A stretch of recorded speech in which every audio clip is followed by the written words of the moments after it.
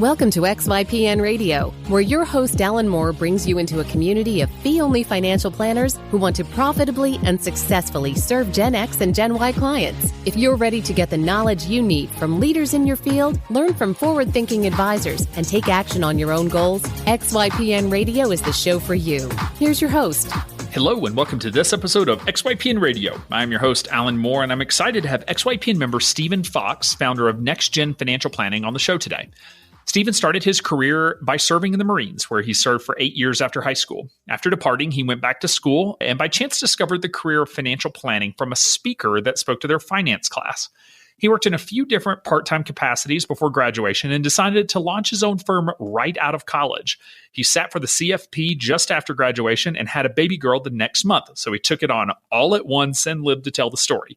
We talked in depth about his sales process, and he was kind enough to detail each step of his process, which was greatly increased his prospect close rate. He's also been growing like crazy and added 43 new ongoing clients in 2018. We talked about where those clients are coming from and how he's managing to onboard that many clients.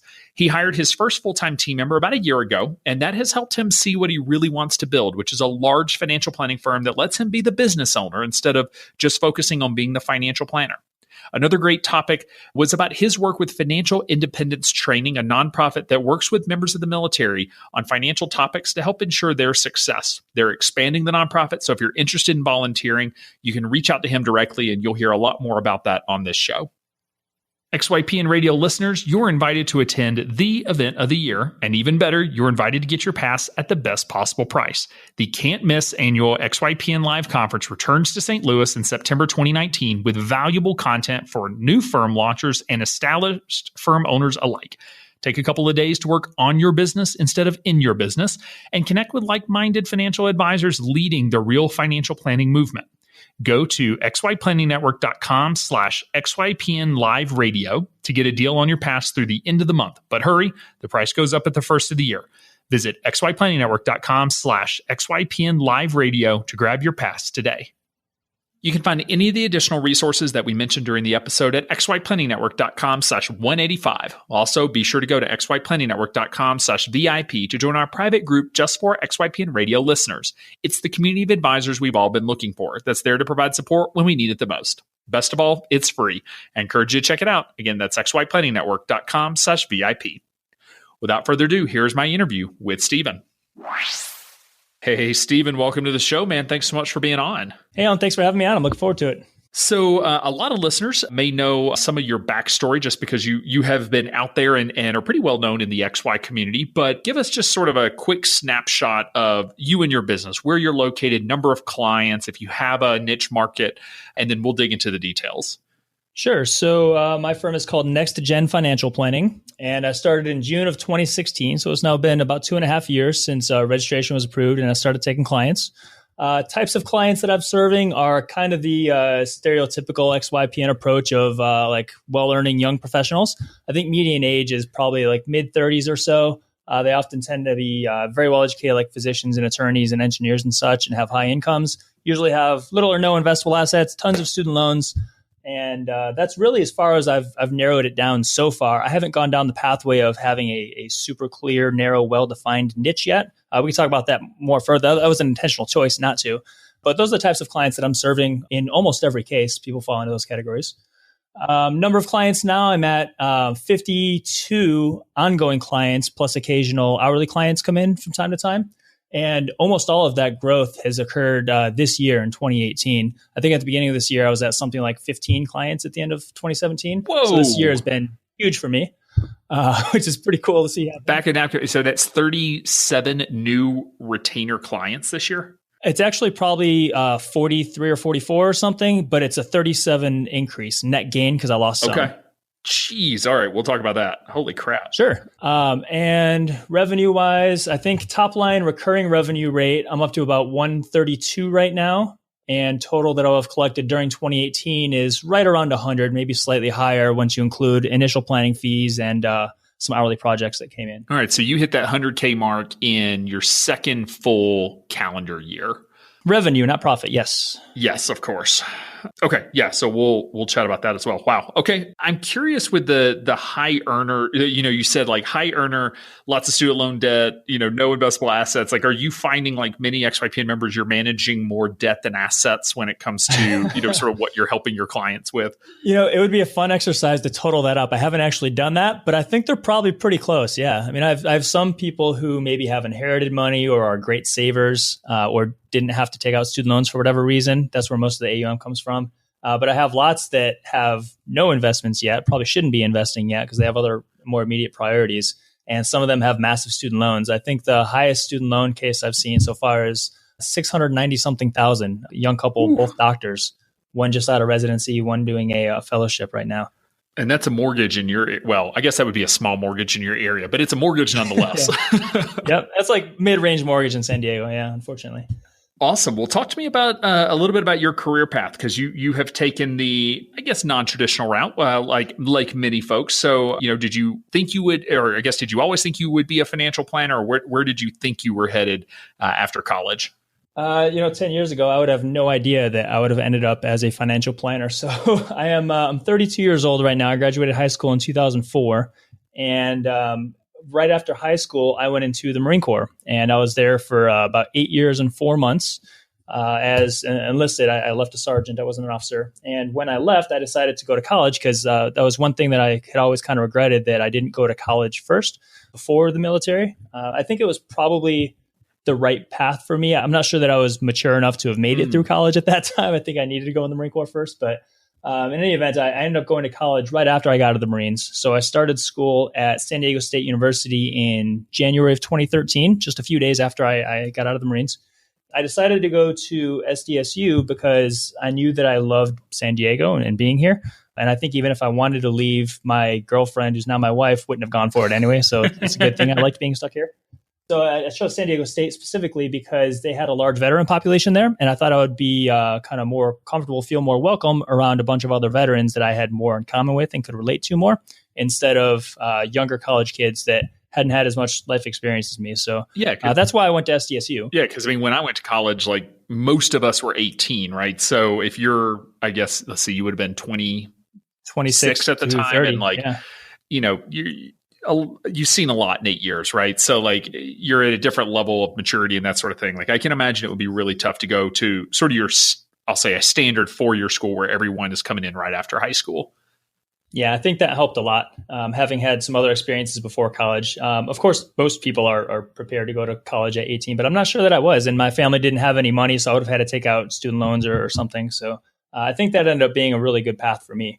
What drove the decision to join the Marines fresh out of high school? I think primary considerations were I wanted to get out of where I was. I grew up in Chicago under, let's call it less than ideal circumstances. And I felt like I needed to just get out of there and experience something new in life. And that was a relatively straightforward path to do so. I also felt like I had kind of an obligation to serve. I mean, I was in high school during 9/11, and then I was would have been a junior in high school in March of 2003 when the initial invasion of Iraq occurred. And I felt like I had an obligation to do my part. I've kind of changed my views since then. Maybe I'll call myself naive at that time, but I felt like I was doing a good thing and playing my part and being a good citizen, and that it was my duty to do so. Fair enough. Well, thank you for your service. It's a tough time to join. It's easy to join when we're not at war and you can just assume you're never going to get deployed. But for those that joined after 9/11, it was a guaranteed multiple deployment. Enlistment, and we all knew it. So I appreciate your willingness to serve during that time. Yeah, and I actually wanted to deploy. I mean, it wasn't until August of 2006 that I left to Iraq for the first time. So I was in for almost 2 years before I left to Iraq. I was in Japan and elsewhere beforehand. And during that entire time, as I was going through my initial training and my first duty station where I wasn't deployed, that caused a lot of anxiety for young service members who want to go deploy and feel like they're doing their part. I think of it as being kind of similar to maybe if you were to be on a football team and go to all the practices and work really hard and wear the uniform and not actually get to play in a game. That's kind of what it felt like for the first couple of years before I deployed. Yeah. And also to be fair, the pragmatic side as well of that is it does help your career move a little quicker in the military if you've deployed. Getting those overseas days is a good thing overall financially and career wise. Obviously not the primary reason I want to do it, but I like that metaphor of feeling like going to every practice and just not get in the game. And unlike in football, it's not about how good you are. It's just what unit you're with and who gets the call. So yeah. So you came up on your 8 years, which means you probably did one re-enlistment. What made you decide to cycle out after 8 years and instead of staying for the 20, like, most folks talk about? Yeah. So I decided to get out. I think the biggest reason was that I just wanted to have some more stability in my life. I knew that I wanted to get married and have a kid. I knew that I wanted to have control over where I go and what I do in my life. I knew that I was tired of a high deployment tempo. I was kind of losing confidence that the things we were doing overseas are good things for our country to be doing. And I wasn't sure that I wanted to play a part in it anymore. So I think those were some of the biggest reasons. Also, I just wanted a career change. I wanted to do something different, challenge myself in a new way. I think those are some of the biggest factors. Fair enough. So settled in San Diego, decided to go back to school. Did you have an idea, going back in, or I guess starting college at that point, of what you wanted to do, or were you still pretty open? I didn't know what career I wanted to do. Hadn't put a whole lot of thought into it, but I decided to choose finance as my major there at SDSU just because I had always been interested in reading about finance and economics and such. I enjoyed learning about that stuff. So I thought if I enjoy learning about it, maybe it could be a career field for me. And then I was really lucky that while I was in that finance program there, I was attending a meeting for a student group called Finance Investment Society, where they would just bring in speakers who work in all different areas of finance. And one of the speakers that they brought in one evening was a guy who was a financial planner. And he was talking about how he worked for individual clients and helped with personal finance stuff. And before I heard him talk about that, I hadn't realized that was a thing that you could do, that career field existed. I just had no idea. It had never occurred to me. But as soon as I heard about it, something just clicked in my head. And I was like, that's what I want to do. That sounds awesome. That sounds so much more rewarding and so much more fun than working as an analyst at a mutual fund or working in corporate finance or something. So as soon as I heard about that idea, I fell in love with it right away. And the reason I say I was really lucky is that SDSU happens to have one of the oldest and I think a very high quality financial planning program there, where you can take all of the courses to qualify you for the CFP exam right out of undergrad without having to do a separate graduate program.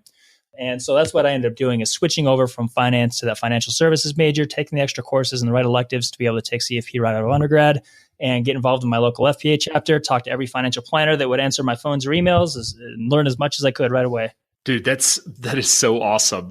Very fortunate, like you said, to have that program at SDSU. Not every college has it. I know there's like 160 total programs, but I think undergraduate programs, there's like 80 now or something like that. So it's quickly growing. Not all the major universities have them, much less the mid-sized smaller universities certainly do not. And so that was in the business school at SDSU? It was, yeah. Okay. And something for listeners to be aware of is that, there are, if you are evaluating, I don't know how many we have there, thinking about going to college to become a financial planner. I think very few people go to college with that intention, but there is a difference and there are pros and cons, but there are differences to programs across the country, whether they're in business schools, and mine was in family consumer sciences at the University of Illinois. They're in the ag school, which is just crazy. Like you'll be alongside farm managers learning about personal finance, but there are differences in that. So just be aware that, there's a lot of different structures to how the programs are. And I remember one of the things that you did, you were the president of your the student association there on campus. Yeah, there was a student chapter of the FPA there, and I was leading that within, I think, 1 or 2 semesters of when I first learned about that career field. And it wasn't that I was like so amazing and everybody voted me in. It was more just that nobody else wanted to do it. Nobody else had the drive and interest and dedication. So I just volunteered, and then I did that for my last, I think, 4 semesters or so that I was in school. I'm trying to think, had we met before you contacted me to come speak at SDSU? Nope. I just contacted you out of the blue. So I first heard about XY Planning Network at a meeting of the San Diego Financial Planning Association when your network was, I think, less than a year old, maybe right about a year old. And Bob Various, he lives here in San Diego, and he came to talk to our FPA chapter. And I went up to talk to him afterward and talk to him about the transition I was making to this career and see if he had any advice for me. And he suggested that I check out XYPN. And so I did. And that's when I found you. And I just thought, hey, I'll ask this guy if he wants to come talk to us. He sounds like he'd have some good things to say to a bunch of young financial planning students. I'll never forget that presentation because it was 4 or 5 weeks before the presentation that I realized I was not going to South Dakota State University because I've lived in Rapid City, South Dakota. So I just assumed like, oh, well, I guess I'm headed back to South Dakota. And I really did think that's where I was headed until about a month out. I was like, oh, I'm headed to San Diego. That is a little little different. Nothing against South Dakota, but San Diego is awesome. So that was a good transition. What do you feel like being that involved in a student association? Like that's not necessary, especially the career path that you ultimately took. That involvement wasn't necessary to graduate. It wasn't necessary to be able to start your own firm. But what did that give you? And I'm just thinking from the lens of the folks out there that are thinking about, should I just put my head down, grind away, and get my degree? Should I get involved in something like a student association? Like, do you appreciate the hours that you spent involved in that group? Absolutely, yes. I think the biggest benefit to that was simply who it put me around, like using that as an opportunity to get to know other financial planners in our local area, especially in our San Diego chapter of the FPA, was hugely helpful to me as I finished my program in school and then started my own firm later. I think it's probably a unique aspect. One thing that we do in San Diego here is within our San Diego FPA chapter, one of our board member positions is for the leader of the student chapter of the FPA. And so from the very beginning there, I was able to go to those board meetings and learn about what the chapter was doing and get to know those people and what they were doing in their businesses and develop relationships with them where I could then ask them questions about stuff. And that was probably the single biggest benefit is simply the relationships that it helped me to establish. That was very, very helpful. Some other benefits to involve in the student chapter would be it forced me to spend more time thinking about financial planning as a career. So sometimes I would be able to bring in pretty cool speakers. Other times I would have to think of something to talk to the students about that would be really helpful to them. So sometimes I would talk about maybe we do demos in financial planning software, or we would review upcoming tax changes for the next year, or we would do book reviews of some investment book that I had read recently, or I would have to come up with things to talk to the other students about and lead discussions. And being forced to do that forced me to learn more about those topics myself and spend more time immersed in that stuff. So I think that probably led to me learning more quickly than I otherwise would have as well. Yeah, it's a great point. I'm not aware of very many FPA chapters that have a student on the board. Have you seen that at other chapters, or is that pretty unique to San Diego?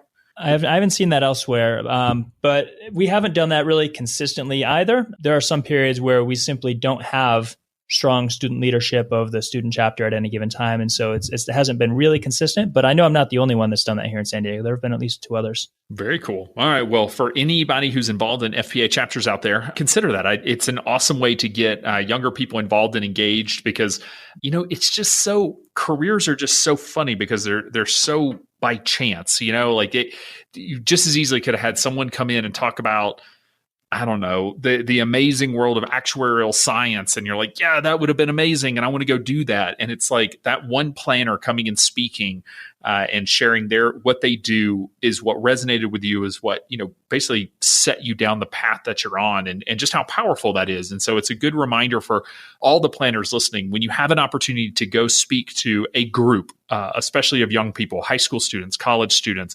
local financial planning program, whatever it is, like take the opportunity because you have no idea how many Stevens there are in that, in that audience that you can really, change the course of their career and their life and really help them, achieve what we're all looking for, which is, our version of our own great life.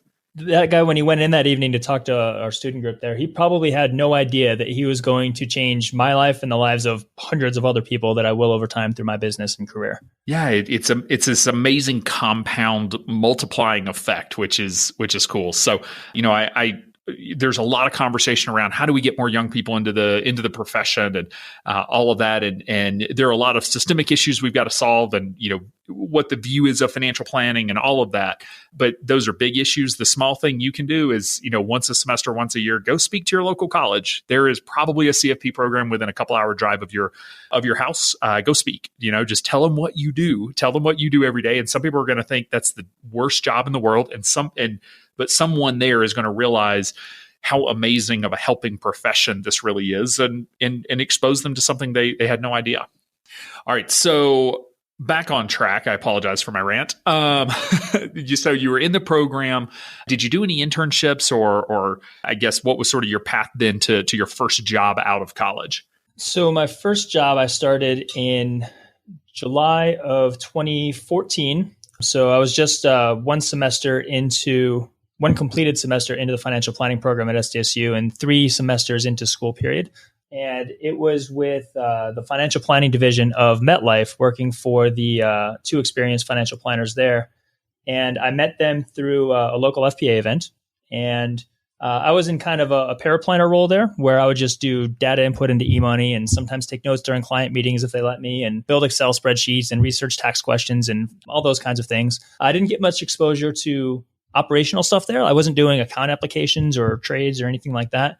But it was a pretty good entry into paraplanner type work that I got a lot out of. So I was there it was about a year and a half, from July of 2014 till December of 2015.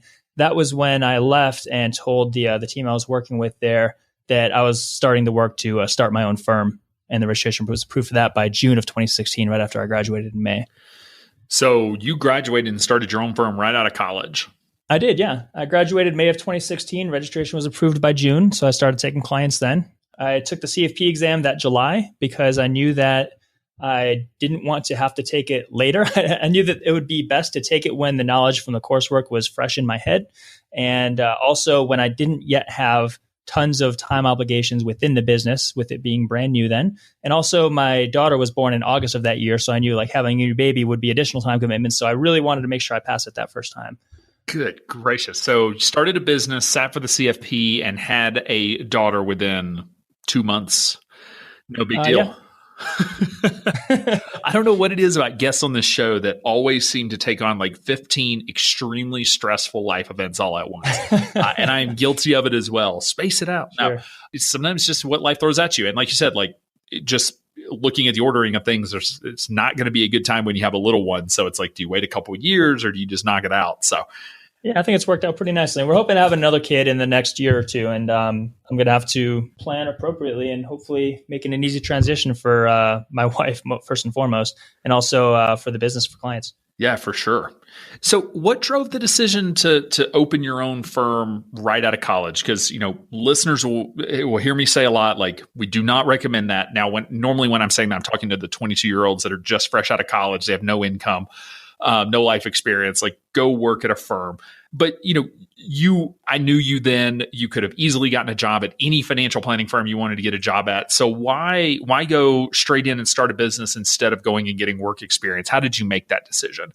Yeah, it's a good question, because honestly, probably a lot of people would say that I was in no position to be starting a firm at that stage. I mean, I had a year and a half of part-time paraplanner experience while I was in school, zero sales experience, like zero experience actually being a financial planner. And it was a pretty unusual path to take. I recognize that. But for me, it kind of felt like, why would I go work for another firm when I can start my own? Like, I don't see getting a job as the default position and then having to come up with reasons to start a business. I see it as the other way around, where going on my own feels like the default position. And it's like, why should I go work for somebody else when I can do this on my own? So it just kind of felt like the natural thing for me to do. I didn't put as much thought into it as I probably should have, because it felt like an obvious choice to me. It was what I wanted to do. I had run other businesses before, not related to financial planning stuff. And I knew that I liked being responsible for my own success or failure. I knew that I liked having control over the way that I do things. I knew that I didn't want to deal with bureaucracy. I dealt with all kinds of red tape in both the Marine Corps and what I saw at MetLife. And I didn't want to deal with all that bureaucratic nonsense. So I knew that it would be the tougher path, especially in the short term, but I thought it was the better one for me. And I knew that if I started to work for somebody else, that eventually I would probably leave there to start my own firm anyway. So why not just jumpstart the process? Spoken like a true entrepreneur. Starting a business was the default, and going and getting a job I would have had to talk myself into. I love that. Yeah, that's what it felt like. Even though it was maybe just a little tiny bit reckless, I probably wouldn't, like if I had a client that was in that position, I probably wouldn't recommend that they do so. But it felt like the right thing to do, and just had to figure out a way to make it work. Yeah, I think it's important to recognize that as financial planners, I've heard the argument that, financial planning is really at its core designed to be risk averse and to help our clients not make really bad decisions. And quite frankly, starting a business is a really dumb decision when you do the probabilities out of, 95% failure rate and the money that you're going to spend and the opportunity costs of lost wages and all of that. Like, going and getting a job is a better financial decision more likely than not. And as financial planners, or any of us that have started a business know that you just have to put not all, but some of the logic to the side, because people ask me all the time, well, how do I know when to make the leap? And it's like, look, like if you're going to analyze the death out of the details of when to make the leap, you're just never going to, because ultimately we all take a leap of faith. But it's also recognition as financial planners to be sure we're embracing our clients' entrepreneurialism and not necessarily squashing it. Because to your point, if anyone else looks at that situation objectively, they're like, heck no, that's a terrible decision. But clearly it's worked out and it was the best decision that you could have made for your family. Yeah, it's kind of funny we're talking about this because just this morning I was talking to a client in sort of a similar situation where she is an attorney and she really wants to start this company where she's some kind of plastic animal toy thing that she's making. And she is not at all in the ideal financial circumstances for going to do that thing. And I told her that if this is something that's absolutely important to you, that you should go ahead and do it. But if you're going to do it, you need to understand that this and this are the risk, and this is how you mitigate that risk. And I kind of related it to some parents. If they have a teenage kid, they might talk to them and say, don't drink, it's dangerous, you're going to get yourself into trouble, don't drink. But if you're going to drink, here's how you do it to be safe. You're going to hang out with your friends at my house and I'll supervise you while you're drinking or something like that. Right. So be careful, know what you're getting yourself into, but still pursue the things that are important to you. I like that metaphor. That's a good way of putting it. So you started, so you passed the CFP exam, but I assume did not have the work experience when you first launched. Correct. I only had a year and a half of that part-time experience at MetLife. And then also I had done a bunch of paraplanning work for other firms, XYPN members and a couple others for roughly a year or so from when I stopped working at MetLife. So I was able to count a lot of those hours, but it wasn't until December of 2017, so a year ago, that I finished the experience requirement for the CFP. Okay. So you started a business, you had a baby, you passed the CFP, but you can't use it yet, especially having a baby in August. Sort of how did that first 6-month period sort of going through to the end of 2016, how did that go for you and the business and the family?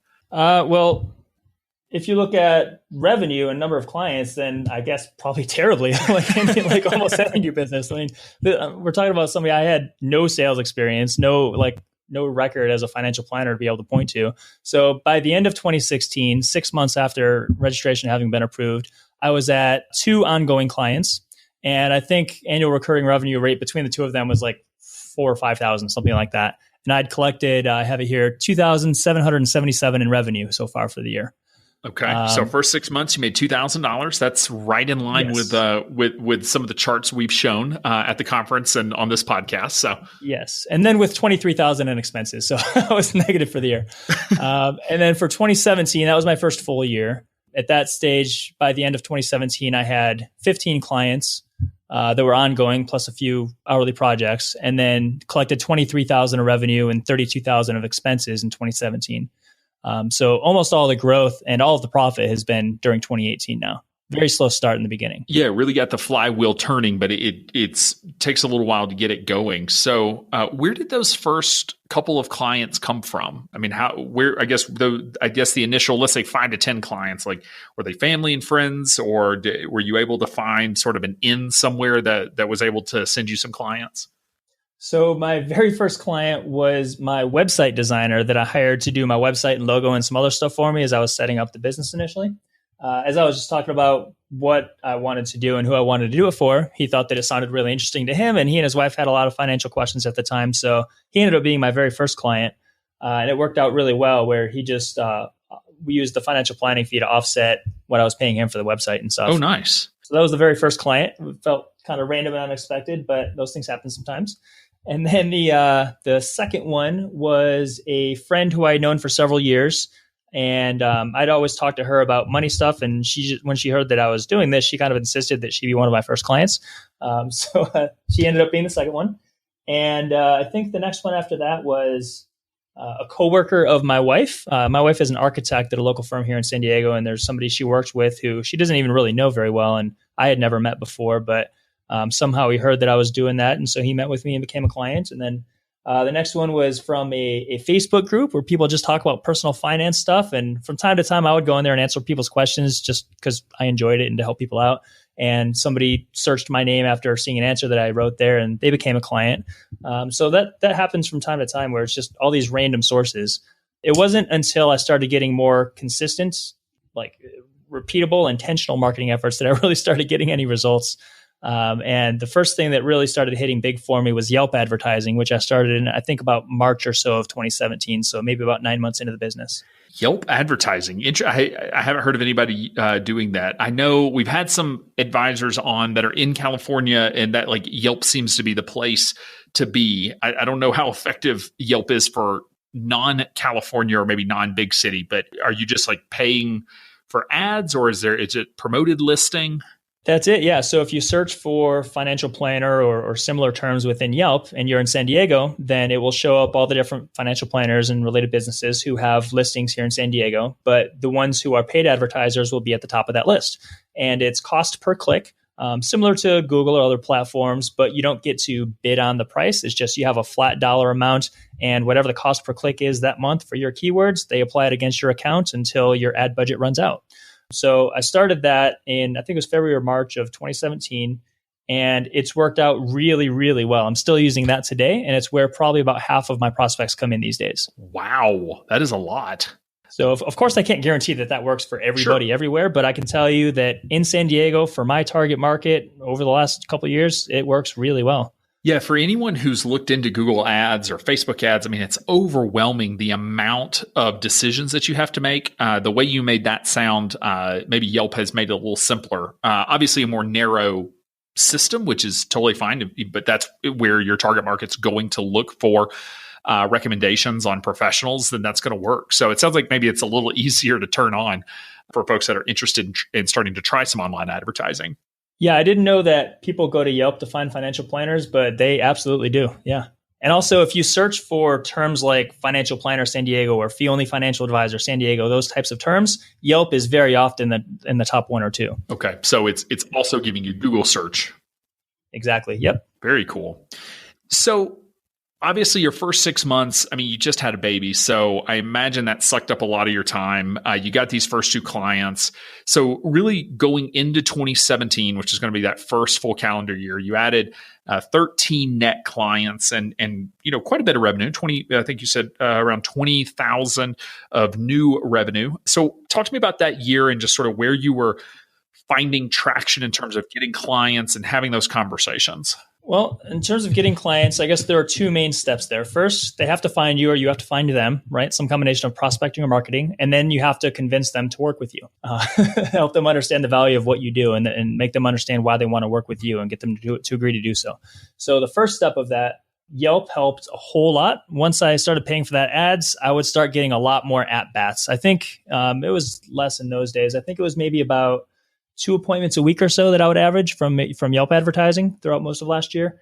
And then that started getting me many more opportunities to talk to people than I had had before. But I wasn't converting like hardly any of them. I think it was something like 10%, if that I was actually closing, even among people that like should have been good clients for me, that if I'd done a better job of explaining it, I think they probably would have worked with me. So that solved the first problem, but not the second one. So to solve that second one, I relied on 2 things primarily. One was hiring a local sales coach. He did an excellent job of helping me find better ways to explain my value proposition to clients and create a little bit of a structure for having those conversations. Not a script, but kind of a format that I follow. Take a more systematic approach to it.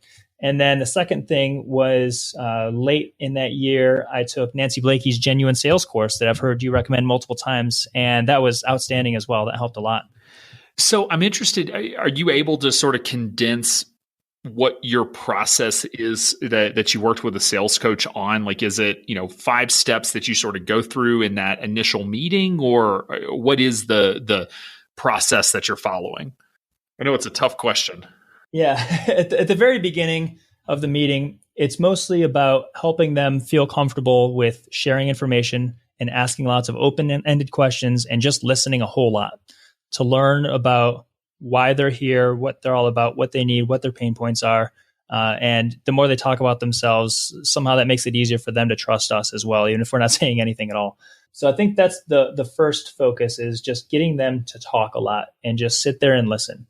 Once I have a pretty clear understanding of what it is that they're looking for help with, I say things to help them understand that I'm hearing them. I'll just give them a quick recap of, okay, this and this are the biggest things that you're worried about.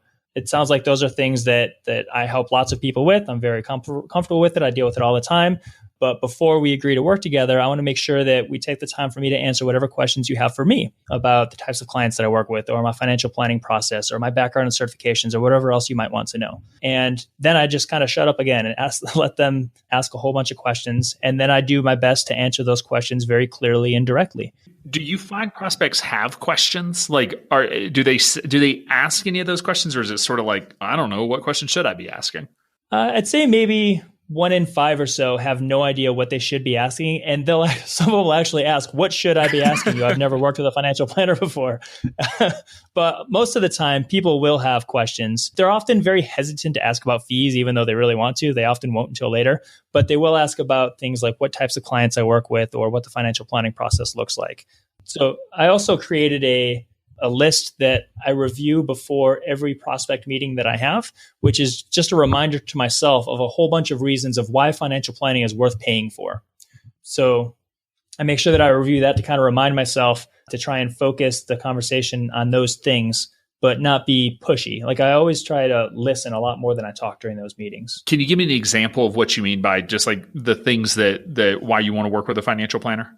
Sure. So one example that I give is a lot of times there are direct monetary benefits. So an example of that could be maybe some tax planning opportunity that they have where the amount that they save in taxes more than directly outweighs the dollar amount that they're paying in financial planning fees. Maybe another example of that could be if they have high expense ratios on their investments, or if they have high insurance premiums that they're paying for overlapping coverage, or a policy that they totally don't need, something like that. There's a direct benefit that more than outweighs the cost of the financial planning fees. That's one category you can hit. Another is indirect monetary benefits. So those could be things like, maybe you hear financial planners talk about how they can help a client kind of talk off the ledge if there are tough markets. Like, if you can help a client avoid selling during a down market, that amount that you save them by keeping them invested when they wouldn't have otherwise done so on their own, that likely far outweighs whatever they're paying you in financial planning fees, right? So that's an indirect monetary benefit. There are a few more examples of that. Some other examples you can give are that a financial planner can hopefully explain things very well to you and help you understand stuff without having to do a bunch of online research and read massive amounts of conflicting information or not know if it applies in your case. Financial planner already deals with that stuff every day, and they should be able to explain it well to you and save you that time and frustration and give you confidence that you're making the right decisions. Or a financial planner can be an accountability partner to help you ensure that the important things you need to get done, that they actually get done instead of just putting it off. Because I'm sure every financial planner that's listening to this has had it happen where you have a meeting scheduled with a client tomorrow, and then you see the day before they're uploading all kinds of documents, they're connecting stuff to eMoney, they're getting everything together right before the meeting because they know that meeting is coming up. Whereas otherwise that stuff may not have gotten done at all. So that's kind of another benefit you can explain. Another is that it can help give people the feeling that they have more confidence with the advice that they're given. Like, it can give you permission to make decisions that you wouldn't otherwise make on your own because you're worried that you don't know what you don't know. It can help fill in those gaps. Another thing is that it forces you to do big picture life planning. It forces you to identify your goals and make sure that your financial decisions are in line with that vision for your future, and also forces you to talk to your spouse about those things, when that's another thing that's oftentimes very easy to put off, that people don't take the time to sit with their spouse and talk about. One example of that is I might ask a couple about if they think it's really important to them to save for their kids' college education. And one of them will be like, hell yeah, that's the most important thing ever. My parents paid for my college and it really helped me a lot. I didn't have student loans. And then the other spouse is like, there's no way. I had to work my way through school. It made me work harder. It forced me to appreciate what I had. And they'd never talked about that before. So it can force you to answer those types of questions too, going through the financial planning process. I've never heard of a planner doing that, but it's almost like it sort of reminds me of positive affirmations of, before you walk into the meeting, is sort of prepping yourself with like, this is why what I do is important and why it matters and why it's a benefit. And, for some folks that may seem silly, but, to be able to build that confidence and feel like you're walking into a meeting prepared with like, what you do is valuable and that, they should be paying for the advice. And so how do you explain that in a way that connects? So that's awesome. And that's especially true, I think, if you're a fee-only financial planner, because some clients recognize that, okay, I can go to another financial planner, pay them little or nothing in fees, maybe pay commissions on products that I buy from them, but I don't have to actually pay for their advice directly. And so they're concerned, what am I getting for that money that I'm spending that I maybe don't have to spend? And is it worth it? Fair enough. So I interrupted you. You were going through. So you basically, step one was, helping them feel comfortable asking questions and sort of getting out of the way. Step two was allowing them to answer or to be able to ask you any questions. And then what was the next step? That third step is just if I think that they're a good fit for me, directly ask them. Like, don't be afraid to say, so based on everything we've talked about, I think that you guys are a great fit for me, and I'd love to work with you if you decide that you want to get started. Here are the next steps on how we do that. Or if I think that they're not a good fit, I explain to them very clearly and politely why, and then point them towards something else that I think might be a better fit for them. I love that. So I just directly ask. That is really good advice. And something that I think many of us fail at is just letting people know that you actually want to work with them. Because I think especially with something as intangible and relationship driven as financial planning, you can walk out of that prospect meeting feeling like, well, I don't know. Do they want to work with us? Should I work with them? Am I a good fit? I don't know. And we sort of forget that last part because it can feel a little slimy. We're just saying, but you just have to get comfortable saying, like, I would love to work with you. I think you would be an ideal client, and you're the type of client I love to work with. That's going to probably increase the number of or the percentage of clients that you're working with by 50%, just because. Yeah, and I'm very clear that when I start working with the new clients, I do so with the expectation that I'll still be their financial planner 20, 30 years from now, that I'm going into this with the hope to develop long-term relationships with them. And so I'm clearly, if I like somebody during that meeting, I'll say that my two primary considerations when I first meet a new potential client are, one, can I actually solve the problems that you need me to solve? And then two, do we get along well? Do I like working with you? Will I like hanging out with you? Because I don't want to have a bunch of clients where every time that I see their name pop up on my calendar or they're giving me a phone call, I don't want my first thought to be, oh crap, I got to talk to this person again.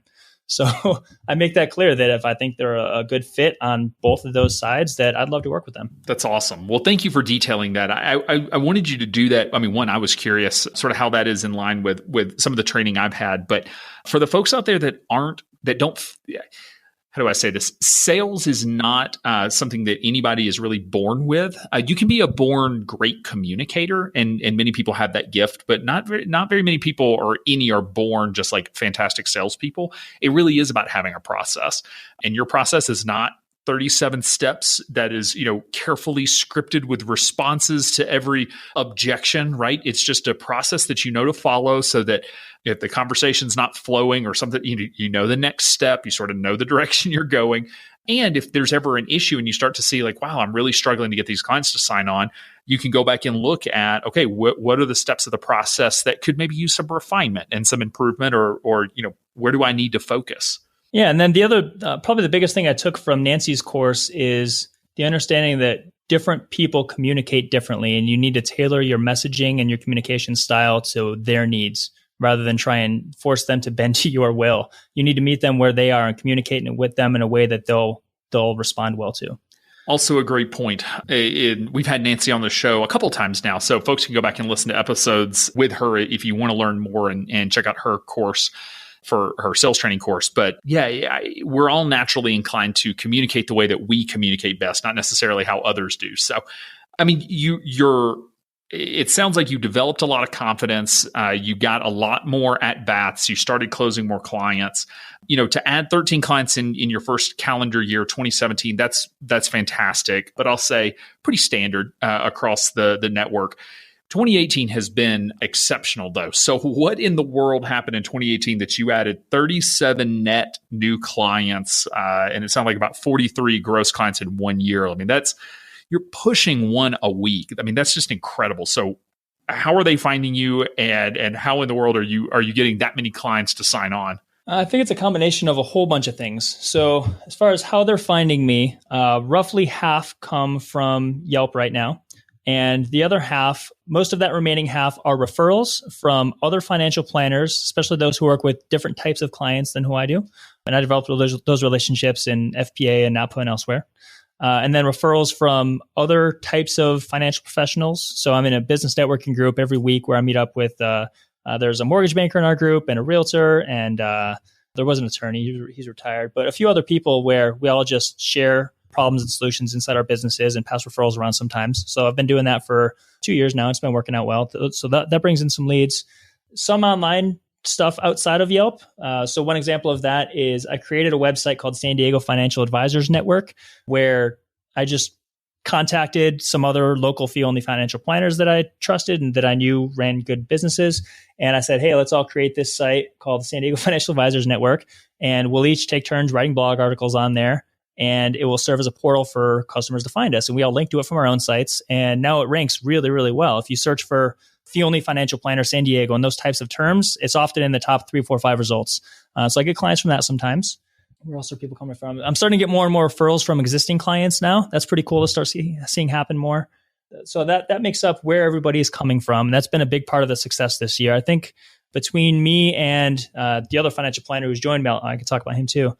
I think between us, we've had something like 130 prospect meetings this year.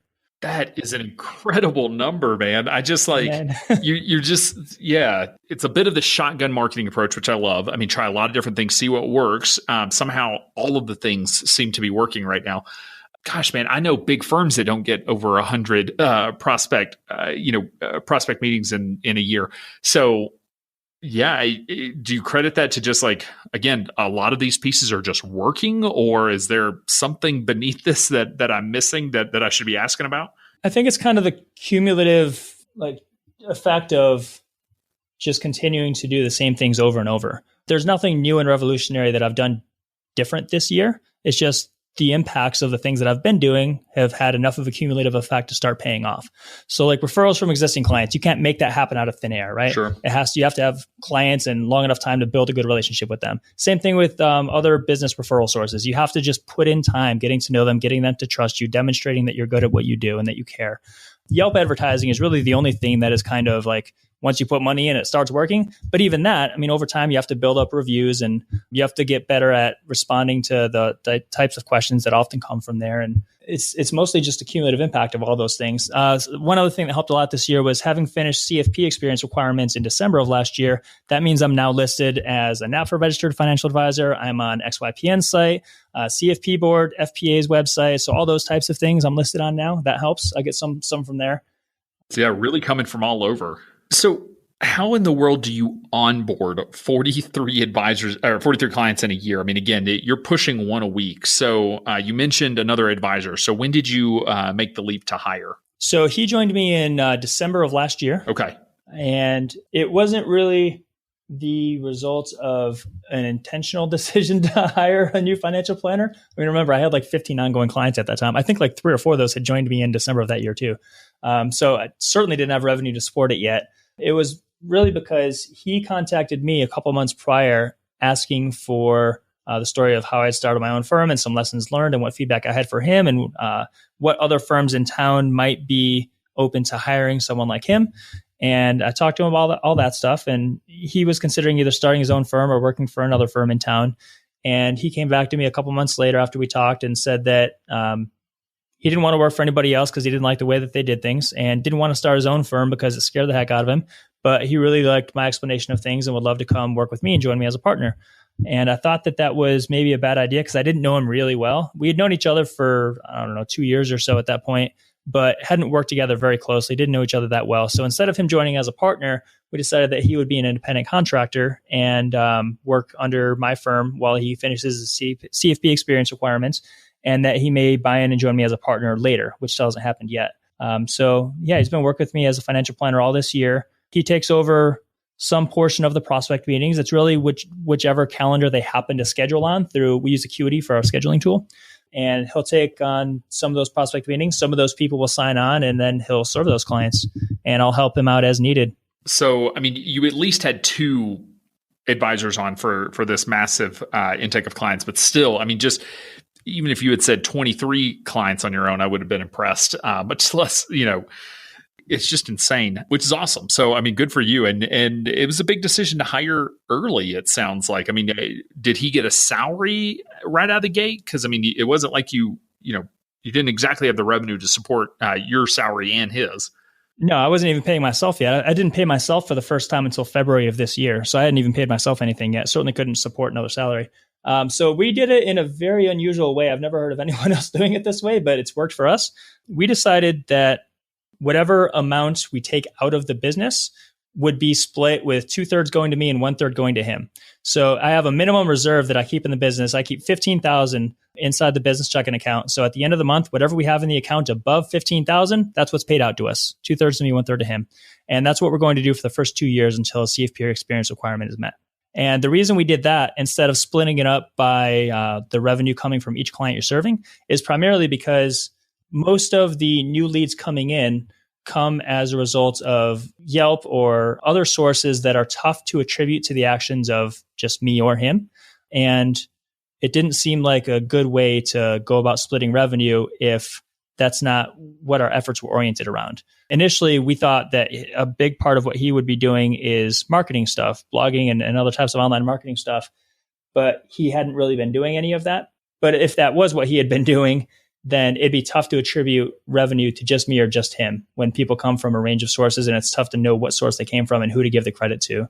So we decided that would be a fair approach. And also that would allow him to participate in growth of the business and allow me to not really have it be a problem that I couldn't pay him yet. Yeah, I mean, and you also don't want to create a competitive environment. The compensation is a really touchy topic, and you need to be very proactive about designing it correctly because, incentives do work. And if you incentivize someone to be competitive inside of your firm to try to claim credit or, be able to say, oh, this is my client, or take the high paying ones and leave the lower fee clients, like not going to create the culture that you're really looking to create. So, yeah, I wanted healthy competition, but not animosity between us. Right. So this seemed like a good middle ground approach, at least for the first couple of years as we're building up. So switching gears a little bit, one of the other things that I know you're involved in is the nonprofit with the financial independence training. So can you talk to me about just a little bit about that and the work that you're doing and sort of what y'all have that you're working on over the next couple of years? Sure. So FIT is a nonprofit organization that was started by a guy named David Block, I think in 2014 or so, 15.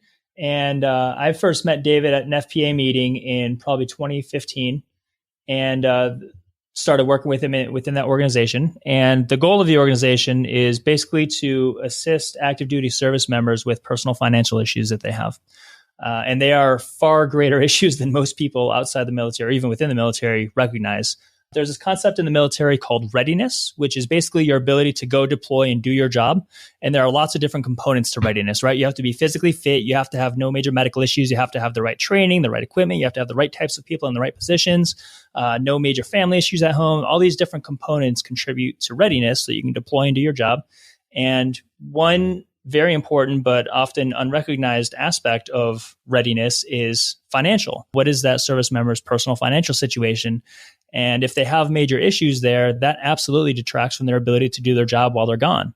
And it can also have massive consequences on their career if they have financial issues. One example of that could be if you have a job that requires a security clearance, like many military jobs do, and you don't pay your debts, then you can potentially lose your security clearance and lose your job in the military. There are also issues around people deploying and not being able to pay their bills. There are issues with people just completely overspending, having no idea the long-term consequences of it because they're 18 years old and don't know any better, and this is the first time they've made any money. So they think it's okay to have like a 17% interest rate on their Mustang that they shouldn't be buying. They just have absolutely no financial knowledge. And then even a lot of the older service members, the older officers or the senior NCOs that are retiring within the next few years, for them, it's the same types of problems, just bigger numbers at that stage. And they often have families and they need to figure out how they're going to retire out of the military, what the next steps are going to be, how they can take advantage of the various military and veterans benefits that they may or may not be at that point. So up and down the entire rank structure, there's a big issue there. And one thing I was really shocked to learn from David, and a big part of why I started working with him on this, is because he told me that there had been a study done showing that financial issues were the number one contributor to readiness issues, where somebody wouldn't be able to deploy and do their job. The number one reason was not that they were getting in trouble or that they had poor equipment or training or whatever. It was that they had financial issues. And the military has done a lot to start addressing this, but not nearly enough yet. And so the role that this organization plays is a few different things. So one thing we do is we create online training courses, videos and interactive modules where they can go through pretty basic personal financial knowledge, like this is the process for buying a car. This is how interest rates work. Or I think that we have another one about credit scores, another one about getting married, stuff like that, to help them understand and just learn more about those topics. And a lot of them are tailored to military specific issues. Another thing that we do, probably what I'm most involved in, is we hold financial readiness clinics, the same as like what FPA calls financial planning days, where I will get together 10 or 20 or 30 volunteers from my local FPA chapter, and we'll go up to Camp Pendleton or to Miramar or wherever, local base, and we will do one-on-one counseling sessions with Marines there for 20, 30, 40 minutes apiece and answer whatever questions they have. And all the volunteers are there, strictly volunteers, not generating business or anything. All of them are CFPs or similar with lots of experience. And they just volunteer their time to help give these guys one-on-one sessions. So thank you for the work that you're doing there. I saw that myself growing up in a military family and being in myself. But when folks get back from deployment, anytime a unit comes back from deployment, it looks like a dealership parking lot of new cars on base, which is really sad because those folks generally can't actually afford the car that got purchased. But I think if I'm remembering, the median age in the military is 19. I mean, it's just most folks are younger, and they just don't have the life experience. So that's awesome. Now, I think we've had Ziders as well as MHNGS have been mentioned on this show. Both of them have, contracts with the DoD to provide, services to service members. So is this sort of like a third alternative there? Because, I mean, getting onto a military base is tough, especially with financial stuff. So is that what the founder, is that really his job, is getting you onto the military base? I'm just curious sort of how the structure is and how it intersects with those other organizations.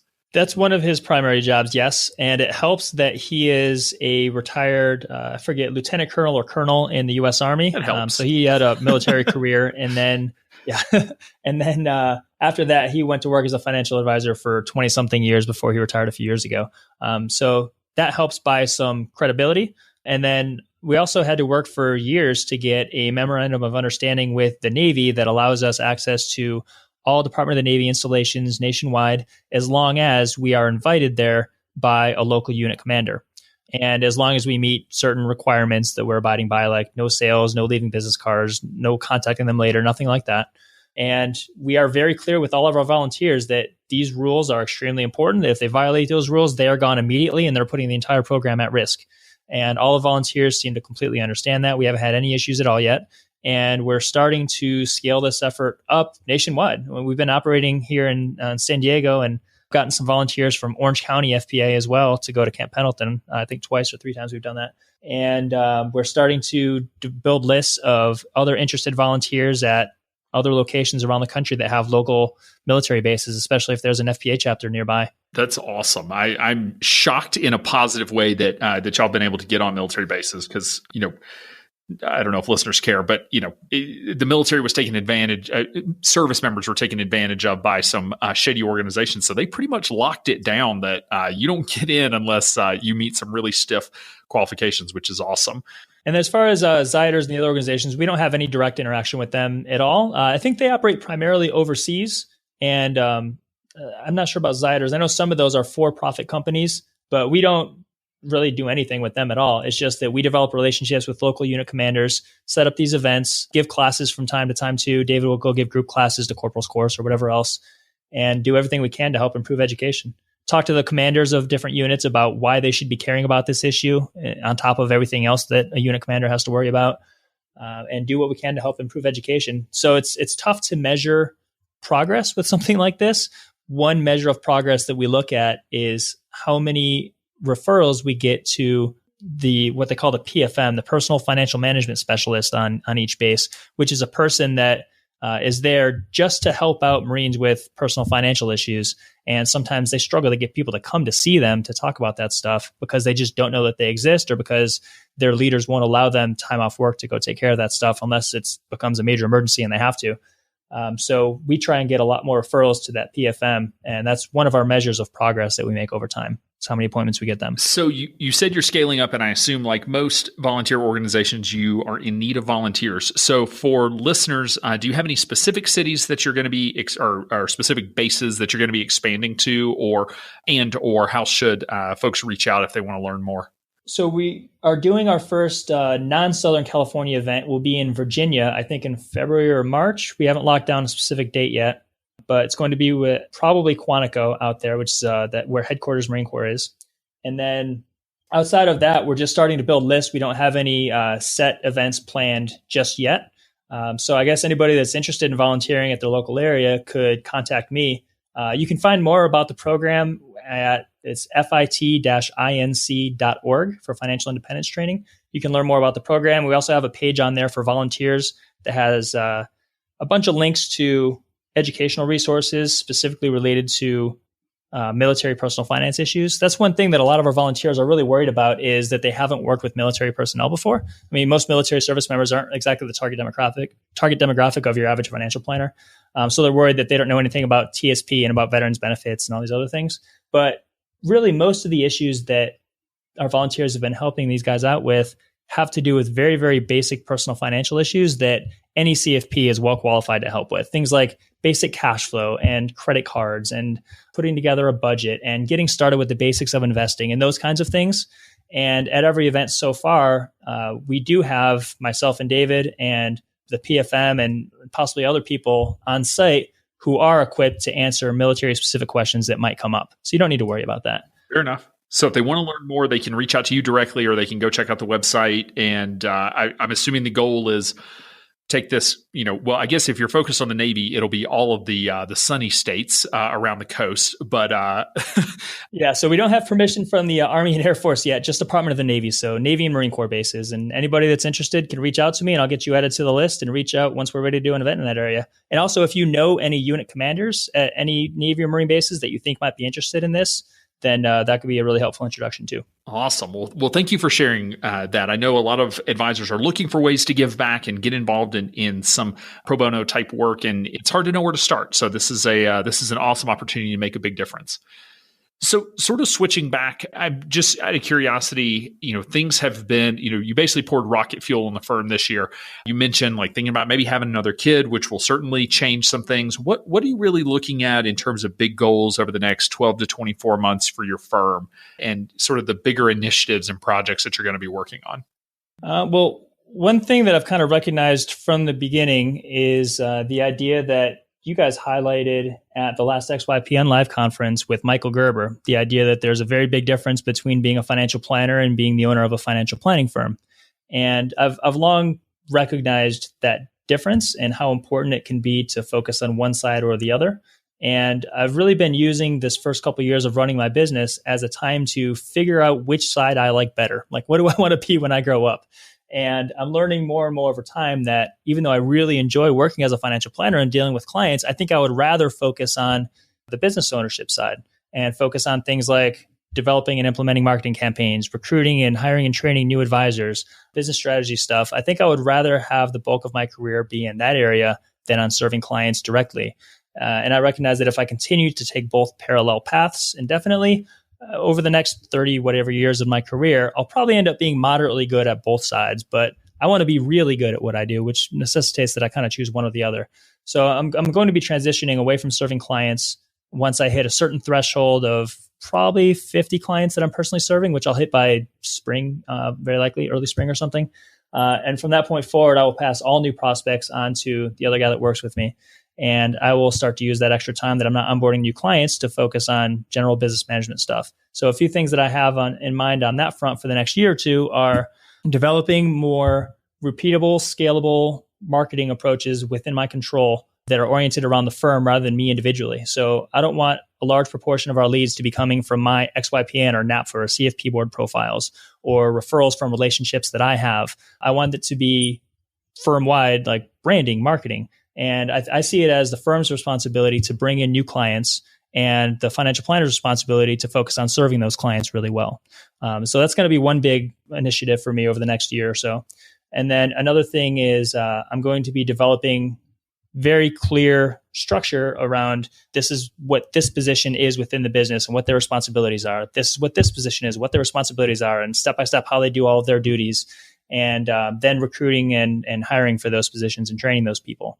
So I'm that's basically what I'm going to be doing, is transitioning away from it being oriented around me to being a freestanding business that can operate without me, or can grow much bigger than me and have a bigger impact and not be totally reliant on me, and bring in good ideas from other people outside of myself. So that's what the long-term goal is. Yeah, that transition cannot be understated. We'll have to have you back on the show in a year or two to talk about that, because it is it's a fun transition. I really enjoyed it. Didn't do it inside of a financial planning firm, obviously.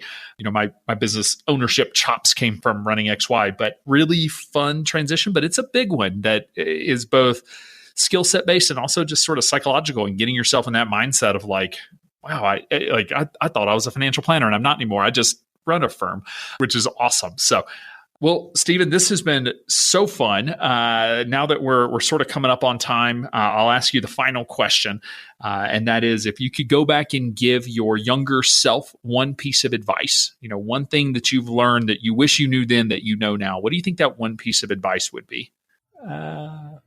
You ask this every episode. I probably should have had an answer thought out ahead of time. But I think the most important thing that would have been helpful to hear for me at that stage would have been to relax and enjoy the ride, and not put too much pressure on myself or compare myself to other people. Recognize that I need to travel my own journey and not somebody else's, and just never forget how cool it is that we get to do this job that we do and have such an impact on our clients' lives. Like, just step back and appreciate what is going well for a minute from time to time, and don't stress out too much, and don't expect things to happen overnight. Just keep on keeping on and enjoy the ride. I think that would have been most helpful for me to hear at that stage. I love it. It's so true. For those of us that love to think about the future, it's really easy to forget to just sort of enjoy the part that we're in, because it is fun and it's fleeting. Where you're at today, you don't get to experience this part of hyper growth on your own with one team member. You don't get to do this again, and the next phase will be hyper growth with 9 team members, which is also fun, but it's different, and so it's like, it is this fun balance of try to appreciate what you're going through while also planning for the future. Trying to balance the two of those is fantastic. Yeah, I think that's a big part too of why I think I want to pursue the business owner path more so than the financial planner path, is because I expect there will be many more changes along the way with the business owner path. It changes as far as like what I'm doing on a day-to-day basis, new challenges. And I think if I have to explain the difference between an IRA and a Roth IRA to 1,000 more clients over the next few decades, that's going to get really tedious after a while. So yeah, some people, really thrive on, they have their 75 to 100 clients, so they want to work with those and they don't want things changing. Others of us would, that might as well be a parking garage attendant like that, which is like what I imagine being the worst job ever, is just having to sit there and do the same thing all day, every day. But for some people, that's like the greatest job ever. So it's really about owning and being okay with what you love doing and what you want to do, and build the business to support that. That's okay. There's no right way. There's no should. It just is. And just do it the way that works for you and where you're at with your family and your life stage and your goals and what you're working towards. Well, Stephen, thank you so much for taking the time to come on the show and share with us. This was awesome. So thank you. Yeah, thanks for having me on. I hope it's helpful to people out there. XYPN Radio listeners, you're invited to attend the event of the year, and even better, you're invited to get your pass at the best possible price.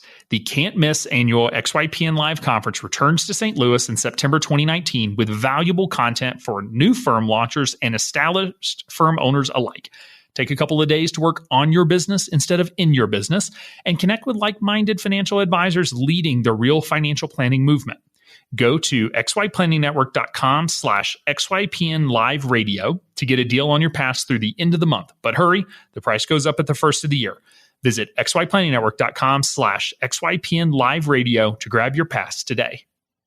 Be sure to join our VIP community at xyplanningnetwork.com/VIP to hang out with other XYPN Radio listeners, ask questions for future mailbag episodes with myself and Kitsis, and to finally find a community of like-minded financial advisors. Thanks so much for joining me today. We'll see you next time. You're not alone, and you're not crazy. It's scary starting, building, and growing your own financial planning firm. And that's why we put together a free private community just for you, the Cutting Edge Financial Planner. Go to xyplanningnetwork.com/VIP or text XYPN Radio to 33344 and join a network of thousands ready to change the lives of Gen X and Gen Y clients.